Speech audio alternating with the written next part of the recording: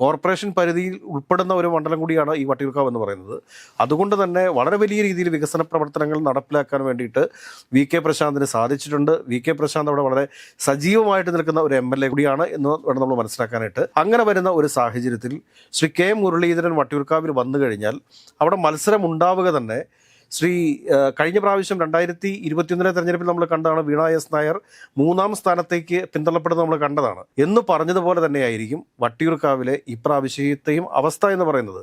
നമ്മൾ മനസ്സിലാക്കേണ്ട എന്താണെന്ന് ചോദിച്ചു കഴിഞ്ഞാൽ BJPക്ക് ആ സീറ്റ് നേടാൻ സാധിക്കില്ല എന്ന ഒരു രീതിയിലേക്ക് കാര്യങ്ങൾ വന്നു കഴിഞ്ഞാൽ കൃത്യമായ ധാരണയുണ്ട് വട്ടിയൂർക്കാവ് അവർക്ക് നേടാൻ സാധിക്കില്ല എന്നുള്ളതിനെ കുറിച്ച്. അങ്ങനെ വന്നു കഴിഞ്ഞാൽ BJPയുടെ വോട്ടുകൾ വി കെ പ്രശാന്തിന് അനുകൂലമായിട്ട് പോൾ ചെയ്യപ്പെടും.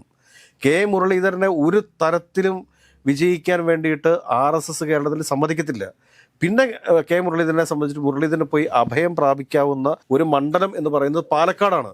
ഈ പാലക്കാട് കെ മുരളീധരൻ ചെന്ന് കഴിഞ്ഞു കഴിഞ്ഞാൽ അവിടെ ഒരുപക്ഷെ ശോഭാ സുരേന്ദ്രനാണ് BJPയുടെ സ്ഥാനാർത്ഥിയായിട്ട് വരുന്നത് എന്ന് വിചാരിക്കുക. അങ്ങനെ ഉണ്ട് എന്നുണ്ടെങ്കിൽ